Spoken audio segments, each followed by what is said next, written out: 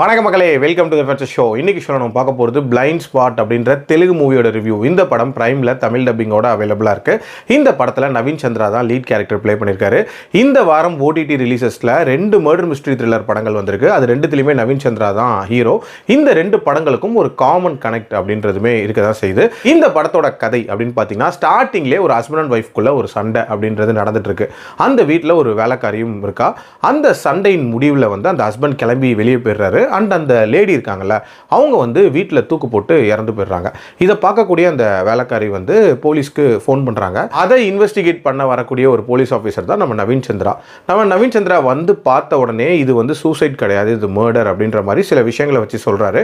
ஒருவேளை இது மர்டராக இருந்தால் இதை யார் பண்ணியிருப்பா, எதுக்காக பண்ணியிருக்காங்க, அண்டு உண்மையிலே இதை எப்படி இவங்க ட்ராக் பண்ணுறாங்கன்ற மாதிரி நிறைய விஷயங்களை சொல்லக்கூடிய ஒரு படம் தான் இந்த படம். எனக்கு இந்த படத்தில் பிடிச்ச விஷயமே இந்த படத்தை ஒரு சிம்பிளான மர்டர் மிஸ்ட்ரி த்ரில்லராக ப்ரெசென்ட் பண்ணது.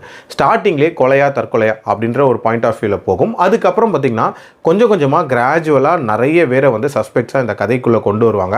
அண்ட் அவங்களுக்கு ஒரு ரீசனிங் அப்படின்றதும் ஓரளவுக்கு நீட்டாகவே எஸ்டாப்ளிஷ் பண்ணியிருப்பாங்க. இந்த படத்தோட ஒரு முக்கியமான ஹைலைட்டு இந்த படத்தோட கிளைமேக்ஸ் தான். ஒரு இன்ட்ரெஸ்டிங்கான ட்விஸ்ட் ஒன்று கிளைமேக்ஸில் வச்சுருப்பாங்க. இன்ஃபேக்ட் எனக்கு அந்த போர்ஷன் அப்படின்றது ஒர்க் அவுட் ஆயிருந்துச்சு. அதே மாதிரி டியூரேஷன் வைஸ் பார்த்தீங்கன்னா 1.5 மணி நேரத்துக்குள்ள ஒரு கிறிஸ்பான ஒரு மர்டர் மிஸ்ட்ரி த்ரில்லர் அப்படின்ற மாதிரி பிளான் பண்ணியிருக்காங்க.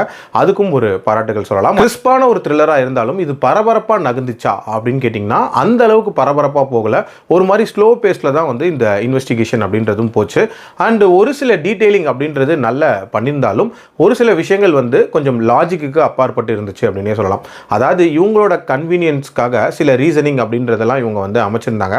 அதெல்லாம் கொஞ்சம் எவிடென்ட்டாகவே தெரிஞ்சிச்சு. அதே மாதிரி சில கேரக்டர்ஸ் வந்து டீவியேஷனை கொண்டு வரதுக்காகவே இந்த கதைக்குள்ளே வராங்க அப்படின்றது தெளிவாகவே தெரிஞ்சிச்சு. அதையும் ப்ரெடிக்ட் பண்ண முடிஞ்சிச்சு அப்படின்னே சொல்லலாம்.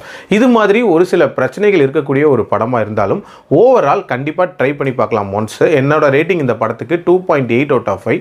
அடல் கண்டென்ட்லாம் பெருசாக இல்லை, தாராளமாக பார்க்கலாம். மீண்டும் அடுத்த விமர்சனத்தில் சந்திக்கிறேன். நன்றி, வணக்கம்.